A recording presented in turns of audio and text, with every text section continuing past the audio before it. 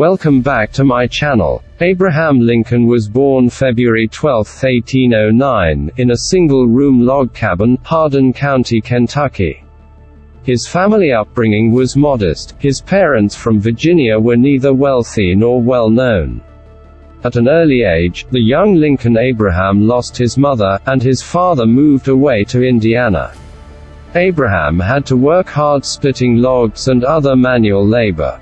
But he also had a thirst for knowledge and worked very hard to excel in his studies. This led him to become self-trained as a lawyer. He spent 8 years working on the Illinois court circuit. His ambition, drive, and capacity for hard work were evident to all around him. Lincoln became respected on the legal circuit and he gained the nickname Honest Abe. He often encouraged neighbors to mediate their own conflicts rather than pursue full legal litigation.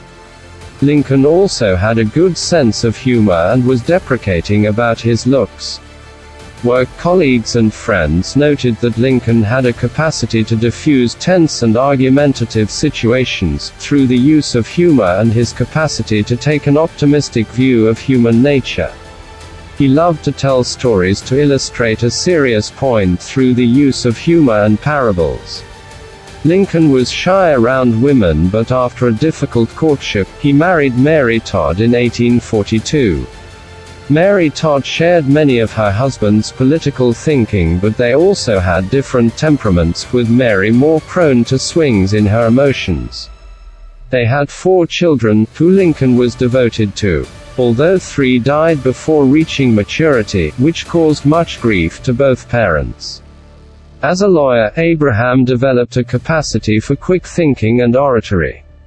His interest in public issues encouraged him to stand for public office. In 1847, he was elected to the House of Representatives for Illinois and served from 1847 to 49. During his period in Congress, Lincoln criticized President Polk's handling of the American-Mexican War, arguing Polk used patriotism and military glory to defend the unjust action of taking Mexican territory.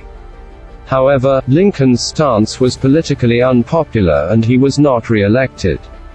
Lawyer Braham_Lincoln_by_Byers, after his political career appeared to be over, he returned to working as a lawyer in Illinois.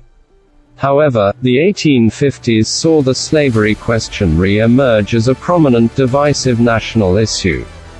Lincoln abhorred slavery and from a political perspective wished to prevent slavery from being extended and ultimately be phased out.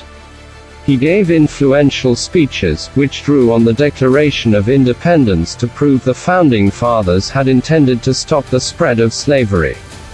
In particular, Lincoln used a novel argument that although society was a long way from equality, America should aspire towards the lofty statement in the Declaration of Independence. Lincoln had a strong capacity for empathy. He would try to see problems from everyone's point of view, including Southern slaveholders. He used this concept of empathy to speak against slavery. Lincoln's speeches were notable because they drew on both legal precedents but also easy-to-understand parables, which struck a chord with the public. In 1858, Lincoln was nominated as the Republican candidate for the Senate. He undertook a series of high-profile debates with the Democratic incumbent Stephen Douglas. Douglas was in favor of allowing the extension of slavery, if citizens voted for it. Lincoln opposed the extension of slavery. During this campaign, he gave one of his best-remembered speeches, which reflected on the divisive nature of America. In this House-divided speech, Lincoln gave a prophetic utterance to the potential for slavery to divide the nation.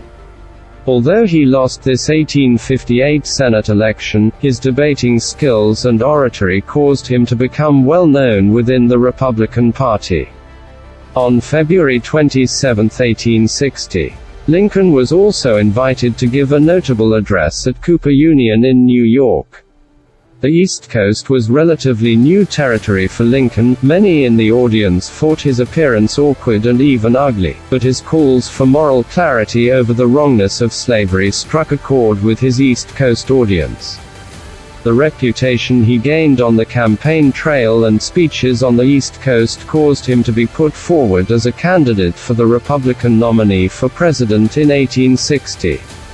Lincoln was an outsider because he had much less experience than other leading candidates such as Stuart, Bates and Chase, but after finishing second on the first ballot he went on to become unexpectedly nominated. After a hard-fought, divisive campaign of 1860, Lincoln was elected the first Republican president of the United States. Lincoln's support came entirely from the North and West of the country. The South strongly disagreed with Lincoln's position on slavery. The election of Lincoln as president in 1861 sparked the South to secede from the North. Southern independence sentiment had been growing for many years, and the election of a president opposed to slavery was the final straw.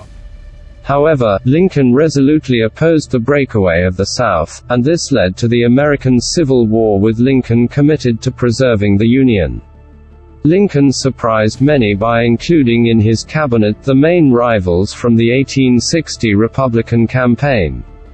It demonstrated Lincoln's willingness and ability to work with people of different political and personal approaches.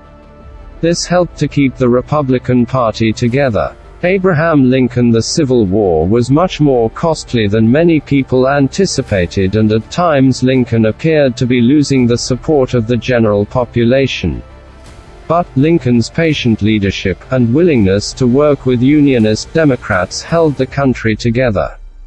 Lincoln oversaw many of the military aspects of the war and promoted General Ulysses S. Grant to command the Northern forces.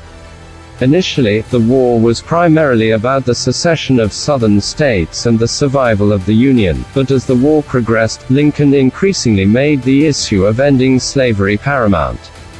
On September 22, 1862, Lincoln issued the Emancipation Proclamation that declared the freedom of slaves within the Confederacy.